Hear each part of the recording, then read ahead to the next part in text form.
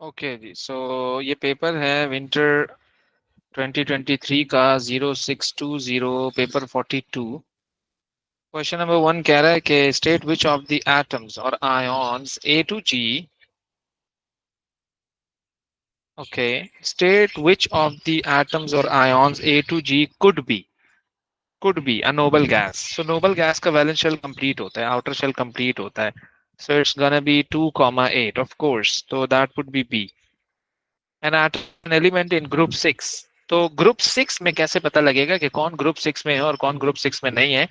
Group 6 का हमें पता लगेगा उसके आउटर इलेक्ट्रॉन से। ऑफ कोर्स आउटर इलेक्ट्रॉन में अगर हमें कहीं 6 मिल जाता है तो मैं कहूंगा ये ग्रुप 6 में है।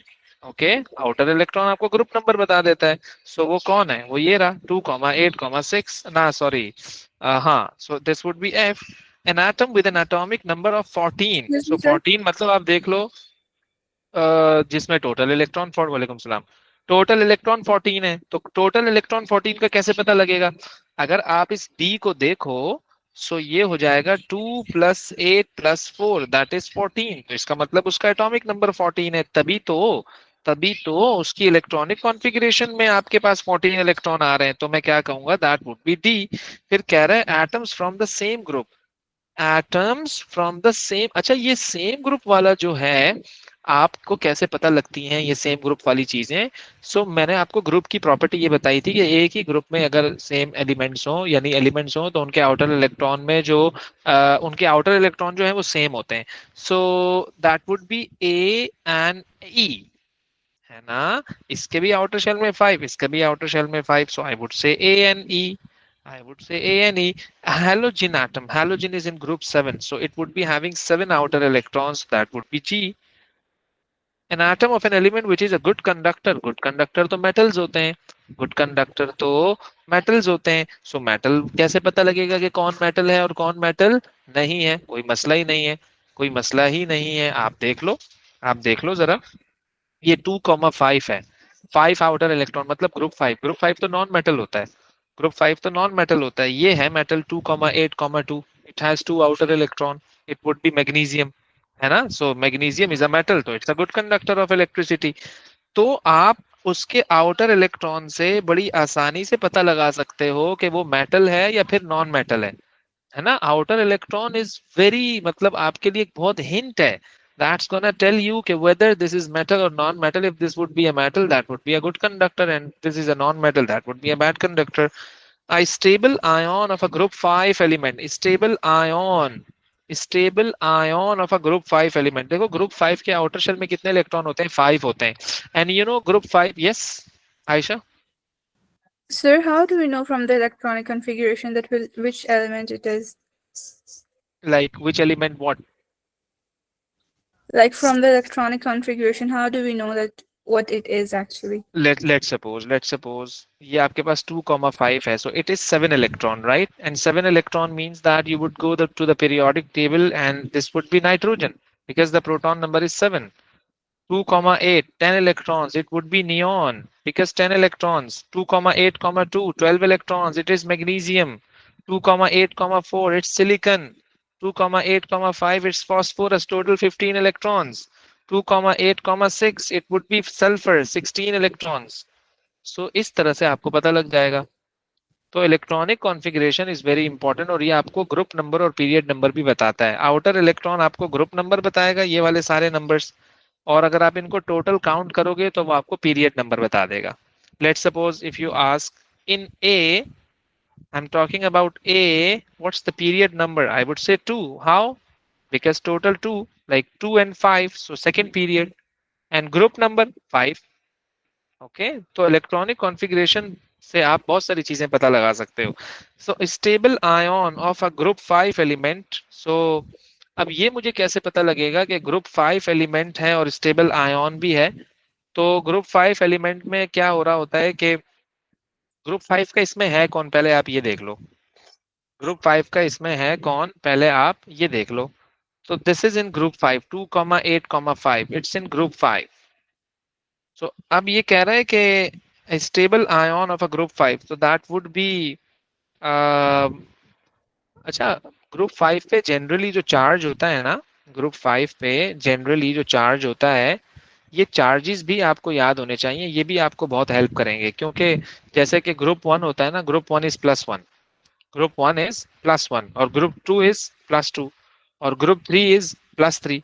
इसी तरह से ग्रुप 5 6 7 ये सब पे, इन सब पे जो है वो कोई ना कोई चार्जेस होते हैं, याद रखिएगा। ओके, तो अब वो यही तो आपसे पूछ रहा है कि ग्रुप 5 का स्टेबल चार्ज आप हमें बता दो।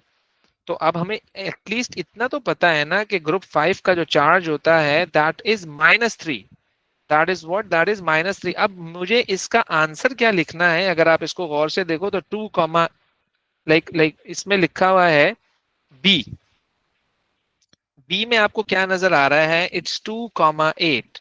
सो 2,8 का मतलब पता है क्या है, if this would B nitrogen, nitrogen is in group 5, सो अगर इस पे -3 का आता है मतलब इतने 3 इलेक्ट्रॉन और गेन कर लिए, तो टोटल कितने इलेक्ट्रॉन्स हो गए, 10, और 10 की कॉन्फ़िगरेशन क्या होगी, 2,8।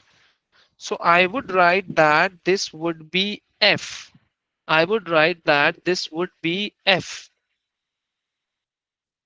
ना sorry B, this would be B, क्योंकि बी की कॉन्फ़िगरेशन आ रही है 2,8, 2,8। अब आप ये सोच रहे हो अगर आप, सर क्या ग्रुप 5 में सिर्फ नाइट्रोजन है और नहीं है, हाँ और भी है, ग्रुप 5 में फास्फोरस भी होता है। ग्रुप 5 में फास्फोरस का प्रोटॉन नंबर 15 है, तो कॉन्फ़िगरेशन इसकी 2,8,5 ऑलरेडी है। तो जब ये 3 इलेक्ट्रॉन गेन करेगा तो फॉस्फाइड 3 माइनस हो जाएगा, सो दैट वुड बी 2,8,8। वो तो मुझे कहीं भी नजर नहीं आ रहा, तो फिर मैं क्या करूंगा, तो मैंने सबसे लोअर वाले को सोचा, मैंने सबसे लोअर वाले को सोचा, दैट इज नाइट्रोजन, और जब उस नाइट्रोजन ने 3 इलेक्ट्रॉन गेन किए तो 1 3 माइनस हो गया, और इस तरह से इसकी इलेक्ट्रॉनिक कॉन्फ़िगरेशन बन गई 2,8,8। That's it. So quite tricky. An atom that forms an ion with a 2 minus, अब देखो, अब 2 माइनस चार्ज की बात कर दी उसने, तो भाई 2 माइनस चार्ज कौन बनाता है, जो ग्रुप 6 में होता है। 2 माइनस चार्ज कौन बनाता है, जो ग्रुप 6 में होता है, ये कौन सी बड़ी बात है। तो मैं क्या करूंगा, ग्रुप 6, ग्रुप 6 को मैं देखूंगा, तो that I would say that this would be F. You know why, 2,8,6, तो भाई ये ग्रुप 6 का है। कैसे पता लगा, क्योंकि आउटर शेल में 6 इलेक्ट्रॉन्स आ रहे हैं, क्योंकि आउटर शेल में 6 इलेक्ट्रॉन्स आ रहे हैं। So I would write F, I would write F, क्योंकि जब वो 2 इलेक्ट्रॉन गेन करेगा तो वो 2,8,8 हो जाएगा। बहरहाल खैर, मतलब कि अगर किसी को चार्जेस का नहीं पता है इसमें, so he would not be able to do this question. तो चार्जेस आप याद रख लो, चार्जेस आप याद रख लो, ग्रुप 1 का +1, ग्रुप 2 का +2, ग्रुप 3 का +3, ग्रुप 5 का -3, ग्रुप 6 का -2, ग्रुप 7 का -1, और ग्रुप 8 पे तो कोई चार्ज होता ही नहीं है, ऑब्वियसली ऑब्वियसली। अच्छा ये तो बिल्कुल ही बेबी क्वेश्चन है, मतलब प्रोटॉन बता दो। ऑफ कोर्स आप जाएंगे पीरियोडिक टेबल में, कोबाल्ट का प्रोटॉन नंबर देखेंगे वहां से, दैट इज 27, इसका प्रोटॉन नंबर कॉपर का दैट इज 29। अब electron there is no charge, तो 27 electron 27 proton, there is a charge, तो इसमें से 2 इलेक्ट्रॉन सब्ट्रैक्ट हो जाएंगे, दैट वुड बी 27। अब मैं न्यूट्रॉन कैसे निकालूं, सब्ट्रैक्ट करना पड़ेगा मुझे, 59 को 27 से आई वुड बी गेटिंग 32, और इसको मुझे 65 को करना पड़ेगा सब्ट्रैक्ट किस से, 29 से, I would be getting 36। Simple.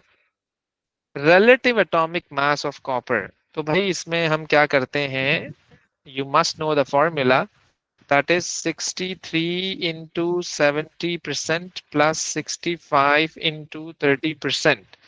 जब आप इसको सॉल्व करोगे, परसेंटेज को खत्म करने के लिए 100 से जब आप इसे डिवाइड करोगे, so you would be getting what, 63.6। One physical property of transition elements such as copper and cobalt is that they are hard. Other metals such as lithium are softer. State 2 other physical properties of copper and cobalt which are significantly different from lithium। तो आप कह सकते हो ना कि वो जो वो हाई मेल्टिंग पॉइंट होते हैं ग्रुप 1 वाले, लो मेल्टिंग पॉइंट होते हैं, lithium is having low melting point, low boiling point, तो वो कॉपर और कोबाल्ट को कंपेयर करवा रहा है। तो मैं पता है क्या कहूंगा, मैं कहूंगा हाई मेल्टिंग पॉइंट और हाई डेंसिटी, ये दोनों की अलग अलग होती है, सही है ना। Define the term water of crystallization, water of crystallization, so I would write that they are water molecules, they are water molecules अच्छा, ये वो वाटर मॉलिक्यूल हैं that are present that are present in hydrated crystals that are present in hydrated। अच्छा, इसकी example बताऊं मैं आपको। आपने आपसे अगर मैं पूछूं कि कॉपर सल्फेट का कलर क्या है, आप बोलोगे ब्लू कलर है। आप बोलोगे ब्लू कलर है। कॉपर सल्फेट व्हाइट कलर का भी होता है जब वो एनहाइड्रस हो। एनहाइड्रस का मतलब होता है when there is no water. भाई वाटर कहाँ चला गया, आपने हीट किया होगा उसे। जब आपने उसे हीट किया होगा वाटर वहां से उड़ गया होगा, वाटर वहां से निकल गया होगा, ऑब्वियस सी बात है। तो वो फिर व्हाइट हो गया होगा। अब आप उसमें दोबारा वाटर ऐड करो, वो दोबारा से ब्लू हो जाएगा। जब तुम उसमें दोबारा से वाटर ऐड करते हो ना, जब आप उसमें दोबारा से वाटर ऐड करते हो ना, you know what does it mean, कि you are going to hydrate that one. You are going to hydrate that one. Okay. So वो जो वाटर मॉलिक्यूल होता है उसको हम कहते हैं वाटर ऑफ क्रिस्टलाइज। अब देखो, ये कोबाल्ट क्लोराइड क्रिस्टल का कलर भी पूछ रहा है, फॉर्मूला भी पूछ रहा है। तो भाई कलर इसका पिंक होता है, कलर इसका पिंक होता है। और इसका जो फॉर्मूला होता है ना, वो होता है COCl2.6H2O। तो ये याद होना चाहिए आपको, कोबाल्ट टू क्लोराइड। इसका मतलब पता है क्या है कोबाल्ट टू क्लोराइड का? क्योंकि कोबाल्ट का charge is two, so I am suppose to write two. I am suppose to write two in the subscript of chlorine, तो तभी मैंने Cl के नीचे टू लिख दिया। That's the reason. State the color change seen when a few drops of water are added to anhydrous। When few drops of water are added to anhydrous copper। अभी तो बताया था मैंने, पहले वो white था, जब आपने उसमें पानी डाला तो वो blue हो गया, white to blue हो गया। How this color change can be reversed? आप उसको heat कर दो। भाई आपने उसमें वाटर डाल दिया ना, वो जब आपने उसमें वाटर डाल दिया ना, तो वो क्या हो गया, वो व्हाइट टू ब्लू हो गया ना। वो क्या हो गया, वो व्हाइट टू ब्लू हो गया।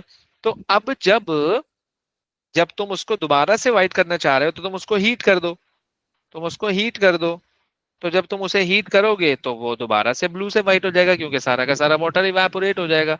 मतलब ये इसमें क्राइटेरिया है, ये सीन है इसके अंदर। तो you can convert white to blue, blue to white. It's up to you, you can convert it, you can convert it. It's very simple. Okay. अच्छा, फिर हम आते हैं कि कह रहा है कि name the other starting material added to the blast furnace। Basically ये मेटल वाले चैप्टर से क्वेश्चन है। Iron is manufactured in a blast furnace. Three of the starting materials added to the blast furnace are coke, iron and iron ore and limestone। Name the other starting material added to the blast furnace। तो वो था hot air। इसके अलावा और कुछ थोड़ी डालेंगे। ये तीन ही चीजें होती हैं जिसको हम कहते थे चार्ज। जिसको हम क्या कहते थे, charge. Charge was a mixture of coke, limestone and you can say iron ore and iron ore। तो हॉट एयर जैसे ही पास करते हैं तो रिएक्शन शुरू हो जाता है। Name the main ore of iron which contains this. Hematite. Hematite. Bauxite भी होता है, एल्यूमिनियम का ओर है। The iron in Fe2O3 is reduced by the reaction with carbon monoxide। The unbalanced symbol equation is shown। Complete the equation। So आपने इसको balance करना है। Balance के कुछ रूल्स होते हैं, कुछ रेगुलेशंस होते हैं। और अगर आपका हाथ बहुत साफ है तो आप वैसे ही शुरू हो जाओ, आपसे बैलेंस हो जाएगा। It depends on practice. तो भाई balance the metals first. This is the rule: balance the metals first, then balance the non-metal other than hydrogen and oxygen, then balance oxygen and then hydrogen। इसके according चलोगे तो चीजें systematically balance हो जाएंगी। So I remember this equation, this was 3 and 2। This was 3 and 2, तो this is your balanced equation. State the change in oxidation number of iron in the reaction in 2। तो यहाँ पर iron is +3 और यहाँ पर iron is 0। Okay, तो मैं लिखूंगा +3 to 0। सिंपल सी बात है। Explain how the change of oxidation number shows that iron has been reduced। देखो रिडक्शन का क्या मतलब होता है, डिक्रीज इन चार्ज। आप देख रहे हो ना कि 3 से 0 पे जा रहा है, तो मतलब what is this, it's a decrease in oxidation number. और जब भी डिक्रीज इन ऑक्सीडेशन नंबर होगा, याद रखिएगा, जब भी डिक्रीज इन ऑक्सीडेशन नंबर होगा तो पता है क्या कहूंगा मैं, कि it is reduced. The major impurity of iron ore is silicon di 4 oxide। Limestone is added to the blast furnace to remove this impurity। And write two sample equations to show how silicon oxide is removed। For each equation state the type of chemical reaction that takes place। देखो सबसे पहले इसमें क्या हो रहा होता है कि आपके जो कैल्शियम कार्बोनेट डाला था ना, वहां से जो आपको कैल्शियम ऑक्साइड मिला था, पता है क्या करता है ये कैल्शियम ऑक्साइड उस सिलिका से रिएक्शन करके एक कंपाउंड बनाता है जिसको हम कहते हैं स्लैग, जिसको हम कहते हैं कैल्शियम सिलिकेट, जिसको हम कहते हैं स्लैग। तो ये है असल में।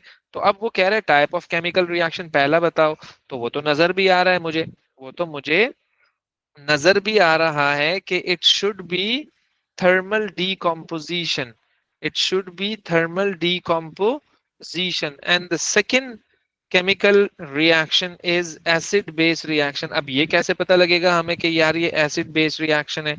देखो आपके पास जो इक्वेशन है ना इसमें calcium oxide, you know what is this is the basic oxide. कैसे पता लगा? Metal oxide, it's the metal oxide.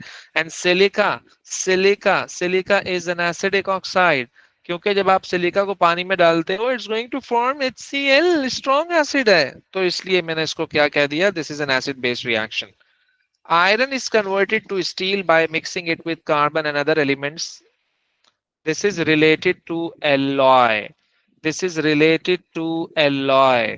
तो वो क्या कह रहा है, वो क्या कह रहा है, एलॉय बनाने का तरीका सिखा रहा है आपको। क्या कहा उसने कि iron is converted to steel by mixing it with carbon and other elements. State the term given to a substance which is mixture of metal. Of course, I would say that this is alloy. Okay. And then prevent, name one element other than carbon mixed with iron in the making of stainless। अच्छा, कुछ alloys ऐसे हैं जिनको बनाने के लिए आपको चीजें पता होनी चाहिए, जैसे कि stainless steel is one of them. तो आपको पता होगा ना कि जब हम इन चीजों को मिक्स करेंगे तो ये एलॉय बनेगा, इसको मिक्स करेंगे तो। अब इसमें कॉन्सेप्ट कहाँ से आ गया? मेरी बात समझ रहे हो आप लोग? इसमें कॉन्सेप्ट कहाँ से आ गया? तो ये कुछ चीजें ऐसी हैं जो अंडरस्टूड है, जो आपको याद होनी चाहिए। तो पता है कौन है वो एलिमेंट? वो निकल है। कौन है वो? निकल है, जो स्टेनलेस स्टील बनाने में काम आता है। ओके। अच्छा, फिर क्या है, state the chemical name of rust. तो I would say iron 3 oxide, I would say iron 3 oxide. Chemical name of rust. Steel can be coated with zinc to prevent rusting. This provides both a barrier method and sacrificial protection. State the term used for coating steel with zinc. So, bhai, of course, this is known as galvanizing. This is known as galvanizing. ये galvanizing की जो term है ना, वो क्या कह रहा है? Coating steel with zinc. Steel को हम coat कर देते हैं किससे? Zinc से, ताकि जिंक रिएक्शन कर ले और स्टील को वो क्या कर ले? बचा ले। सो जिंक ने खुद को सेक्रीफाइस कर दिया। Describe another barrier method for preventing rusting. भाई बहुत सारे हो सकते हैं, पेंटिंग हो सकता है आपके पास, ऑयलिंग हो सकता है, like greasing I am talking about. आप उसे उसे कोट कर दो किसी प्लास्टिक से। A lot of methods we have. How zinc provide sacrificial protection. देखो ये बात तो पक्की है कि in reactivity series zinc is more reactive than iron, like it's understood of course। so zinc क्या करेगा if this is more reactive than iron? so zinc will oxidize itself, like zinc से zinc plus 2 में चला जाएगा। तो अगर ये खुद को ऑक्सीडाइज कर रहा है तो दूसरे को ये रिड्यूस कर रहा होगा। तो it's of 2 marks, I would say zinc is more reactive than iron। zinc is more reactive than iron, so zinc will oxidize, so zinc will oxidize, simple। Identify two soluble salts suitable for making lead 2 chloride when mixed together। देखो lead chloride है ये। lead chloride जो होता है ना वो insoluble salt होता है। वो क्या होता है उसने ऊपर बता भी दिया तुम्हें, insoluble है। और हमने आपको ये बात भी बताई थी कि दो insoluble को बनाने के लिए you need 2 soluble। तो मैं एक काम करता हूँ, मैं एक ले लेता हूँ, मैं एक ले लेता हूँ लेड नाइट्रेट, मैं एक ले लेता हूँ लेड नाइट्रेट, और दूसरा मैं ले लेता हूँ क्लोराइड चाहिए ना मुझे, तो मैं ले लेता हूँ सोडियम क्लोराइड। अच्छा, आप कोई भी ले सकते हो, सोल्यूबल क्लोराइड कोई भी ले सकते हो। Okay, right the ionic equation. भाई ये तो कोई मसला ही नहीं है। मुझे बनाना क्या था? मुझे बनाना क्या था? लेड क्लोराइड ना। तो ऑफ कोर्स लेड क्लोराइड का फॉर्मूला क्या होता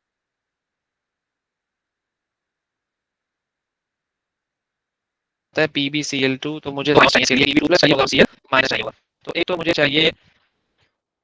चाहिए Pb2 प्लस, और दूसरा मुझे चाहिए PbCl2 solid I have to form. तो ये Pb2 प्लस एक्वियस और 2Cl माइनस एक्वियस, तो ये दोनों जब रिएक्शन करेंगे तो आपके पास ये बन जाएगा, आयोनिक इक्वेशन है ये। List the steps the student should take in preparing a pure sample of lead chloride from the mixture in the beaker। देखो लेड क्लोराइड आपका क्या था, लेड क्लोराइड आपका क्या था, इनसॉल्युबल सॉल्ट था ना, है ना, लेड क्लोराइड आपका क्या था, इनसॉल्युबल सॉल्ट था ना। तो आप सबसे पहले क्या करोगे, उसे फिल्टर करोगे। फिल्टर करने के बाद फिर आप क्या करोगे उसे, फिल्टर करने के बाद फिर आप क्या करोगे उसे, आप उसे वॉश करोगे, क्योंकि ये इनसॉल्युबल सॉल्ट है, क्योंकि ये इनसॉल्युबल सॉल्ट है। फिर आप इसे वॉश करोगे, वॉश करने के बाद फिर आप उसे ड्राई करोगे, ड्राई करोगे, okay, in a warm place, ताकि वो जल्दी से अच्छी तरह से ड्राई हो जाए। आपका सॉल्ट प्रिपेयर हो गया। So list the steps the student should take in preparing a pure sample of lead chloride from the mixture in the beaker. तो जाहिर सी बात है लेड क्लोराइड बन गया होगा ना, तो आपने सबसे पहले क्या करना है,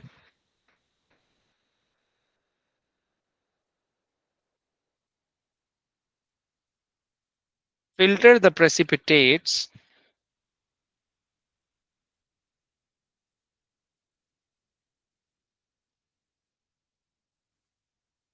wash residue,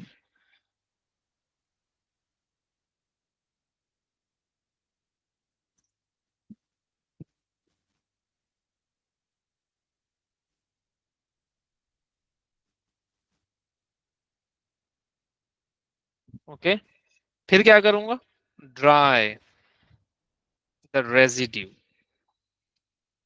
dry the residue in a warm place. ये आपका सॉल्ट प्रिपेयर हो गया, okay. Explain why lead 2 chloride needs to be molten before it will conduct electricity। देखो आयोनिक कंपाउंड है ये, मेटल और नॉन मेटल का मिक्स, मेटल और नॉन मेटल है ये।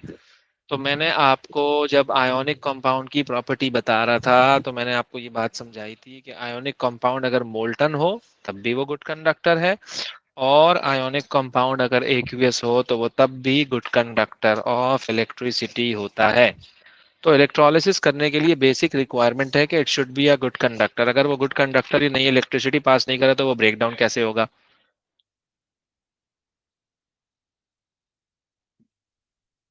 ओके तो सबसे पहले आपको बेसिक प्रिंसिपल देखना होता है ना उसका, कि क्या चल रहा है वहां पर। तो अब मैं क्या लिखूं इसके आंसर में, कि नीड्स टू बी मोल्टन और before it will conduct electricity. तो अब मैं इसमें यूं लिखूंगा कि मोल्टन इसलिए हो ताकि उसके पास मोबाइल आयॉन्स हो, ताकि उसके पास क्या हो, मोबाइल आयॉन्स हो। Right the half ionic equation for the reaction occurring at the anode। anode is positive। अब ये, अब मोल्टन है ना, मोल्टन है ना, पॉजिटिव के पास कौन जाएगा, नेगेटिव क्लोरीन जाएगा। कौन जाएगा, नेगेटिव क्लोरीन जाएगा, ओके। तो नेगेटिव क्लोरीन का मतलब ये है कि मैं कैसी इक्वेशन लिखूंगा, टू, ओ भाई, मैं क्या करूंगा, two C L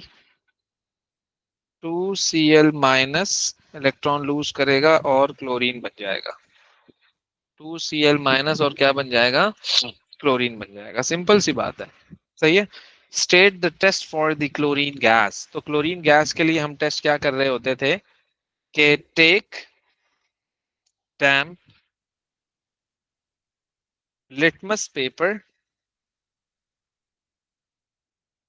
litmus paper goes white. White मतलब बिल्कुल ब्लीच हो जाएगा, कलर ही खत्म हो जाएगा। What is observed at the cathode, cathode पे कौन जा रहा है, पीबी लेड जा रहा है, पीबी लेड, लेड जा रहा है। तो लेड जब कैथोड पे जाएगा तो जाके डिपॉजिट हो जाएगा। तो अब मैं कहूंगा grey solid is deposited.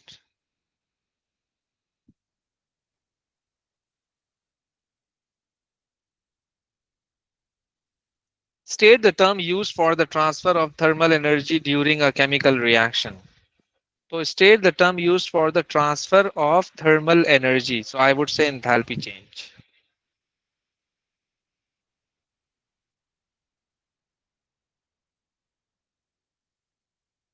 what happens if anything to the rate of the forward reaction if the concentration of CCl4 is increased? Explain your answer in terms of collision theory. तो देखो CCl4 is your reactant side. जब आप reactant side की concentration increase करते हो, so according to the Lee Chatelier principle, the reaction move forward because it like it transfer from the higher potential to the lower potential. Okay, ज्यादा से कम की तरफ आता है हमेशा रिएक्शन, ज्यादा से कम की तरफ। और दूसरा ये वो रेट की बात कर रहा है, दूसरा ये वो रेट की बात कर रहा है। तो देखो concentration is directly proportional to the amount of substance to the number of particles। तो जब आप किसी चीज की concentration को increase करोगे, so it means that you are going to increase the number of particles, so of course collision भी होगा, of course collision भी होगा। more particles होंगे per unit volume में, मोर पार्टिकल्स होंगे पर यूनिट वॉल्यूम में, तो कोलिजन ज्यादा होगा। कोलिजन बढ़ने की वजह से रेट ऑफ रिएक्शन क्या हो जाएगा, बढ़ जाएगा। तो मैं यहाँ पे लिखूंगा कि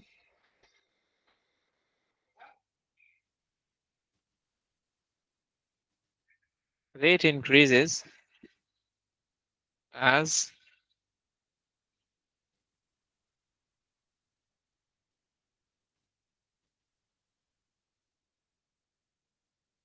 particle increases per unit volume.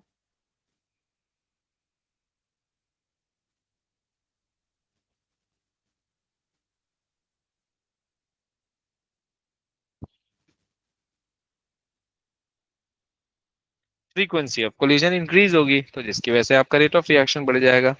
अब पोजीशन ऑफ इक्विलिब्रियम की बात कर रहा है, जो कह रहे हैं कि प्रेशर इंक्रीज कर दिया। प्रेशर का इफेक्ट होता है सिर्फ गैस पर, प्रेशर का इफेक्ट किस पर होता है, गैस पर। तो गैस कौन कौन है, ये भी है, ये भी है, ये भी है, ये भी है। तो टोटल मोल्स रिएक्टेंट साइड पर 3 हैं गैस के मोल्स, और प्रोडक्ट साइड पर जो टोटल मोल्स हैं वो कितने हैं, 5 हैं। तो हमेशा ज्यादा से कम की तरफ आता है अगर आप प्रेशर इंक्रीज करोगे।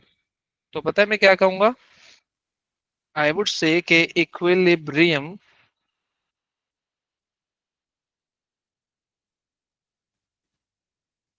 moves to the right, sorry, moves to the left, okay, from higher to lower always,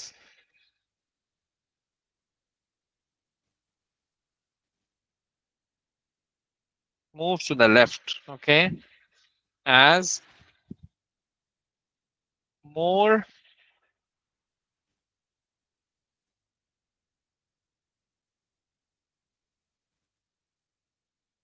molecules are present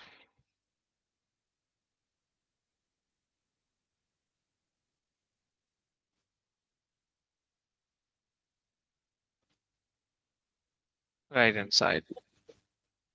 Define the term activation law. Insert the formula of the reactants and products. Okay. तो ये हो जाएगा CCl4 plus 2H2O, CO2 plus 4HCl. Draw an arrow labeled activation energy. So that would be just like that. Delta H, since the reaction is exothermic, so delta H में बनाऊंगा downward. Define the term activation energy. Okay. So minimum energy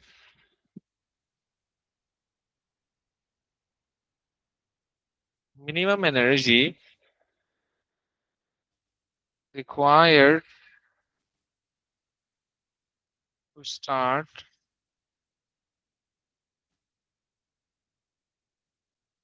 chemical reaction.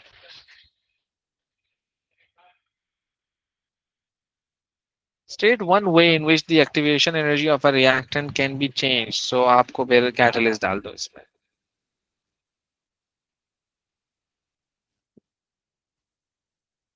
क्योंकि catalyst activation energy को कम करता है ना, इस वजह से। Okay. Calculate the energy needed to break the bonds. देखो बॉन्ड ब्रेक कब होता है, जब वो रिएक्टेंट साइड पर हो, और बॉन्ड फॉर्म कब होता है, जब वो प्रोडक्ट साइड पर हो। सिंपल है ना ये तो। बॉन्ड टूटेगा कब, जब रिएक्टेंट साइड, तो वो रिएक्टेंट की बात कर रहा है।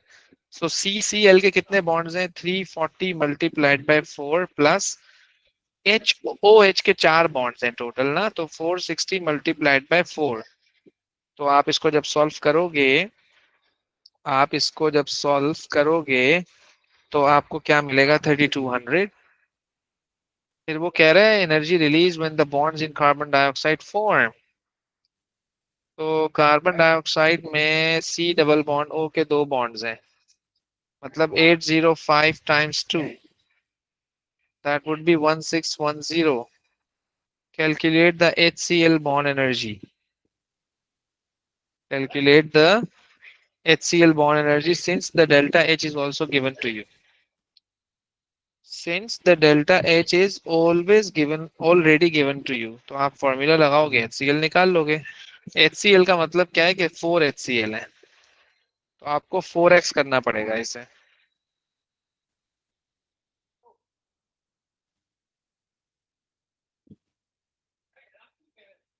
डेल्टा H आपके पास है -130।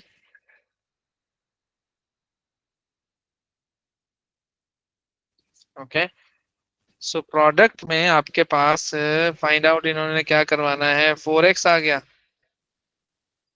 और ओ सी डबल बॉन्ड ओ आपके पास आ गया, अल्लाह भला करे, 805 टाइम्स 2। और रिएक्टेंट आपके पास आ गया 3200। तो भाई जब आप एक्स फाइंड आउट करोगे ना, तो आपके पास आंसर आना चाहिए 430।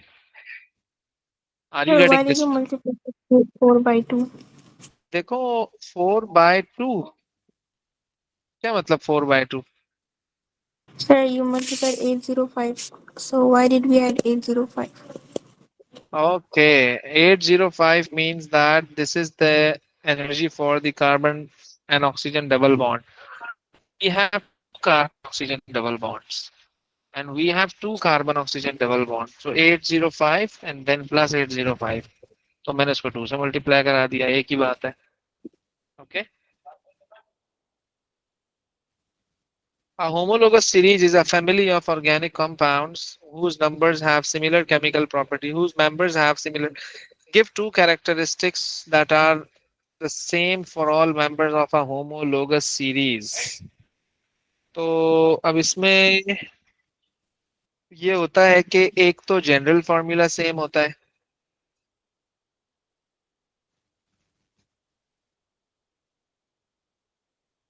और एक आपका उसमें क्या होता है, same functional group.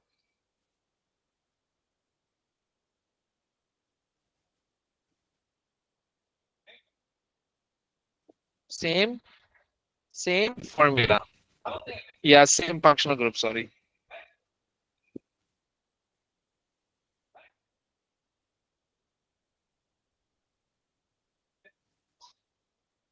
In terms of structure, state how one member of a homologous series differ from the next member of that homologous। ये तो सबको पता है, CH2 unit,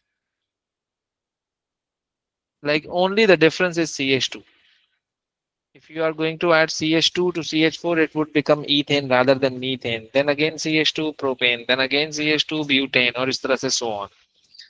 A, B, C are organic compounds. A has the molecular formula, B has the name tetradecane, C has 3 carbon atoms. Name the homologous series each organic compound belongs to।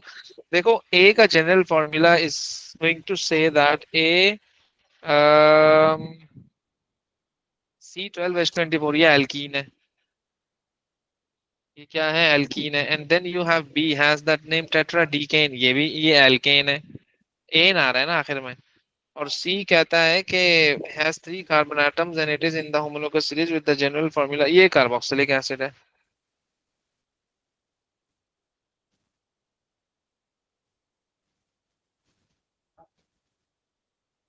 Okay, name C and draw its displayed formula. तो C को आपने कह तो दिया कि ये carboxylic acid है। भाई कितने कार्बोक्सिलिक एसिड हैं, कितने कार्बोक्सिलिक एसिड हैं?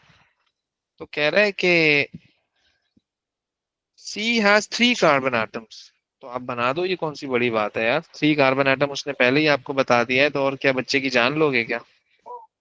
डिस्प्लेट पूछ रहा है ना, तो आपको एक एक बॉन्ड शो करना है।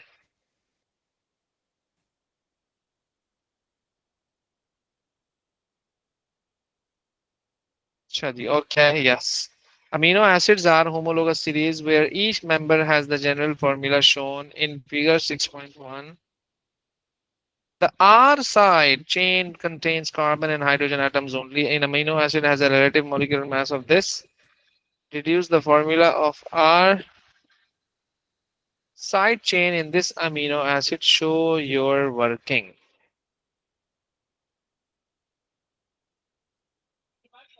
Yes.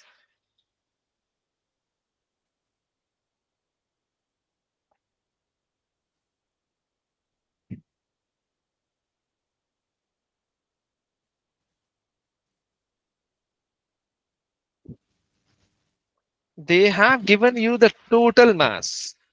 You know what do we do for this total mass? You are going to subtract all the masses, like nitrogen is 14, then 2, how many nitrogens? 1, then how many hydrogens? 1, 2, 3, 4 hydrogens plus oxygens. How many we have? 1, 2, 16, 16, 32. And then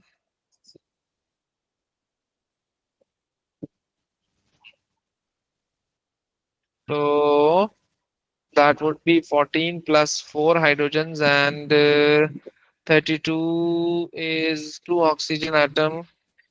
So that's it.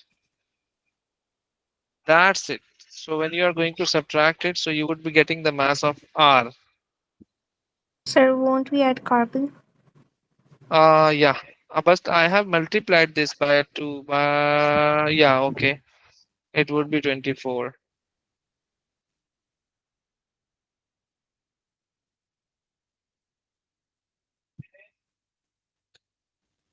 So now you can calculate the R group. State the name given to the natural polyamides formed when from amino acid monomers. देखो amino acid से क्या बनता है, सबको पता है protein बनता है. अमीनो एसिड से क्या बनता है, सबको पता है कि क्या बनता है, प्रोटीन बनता है. तो मतलब के this is easy. Okay, so you can do another paper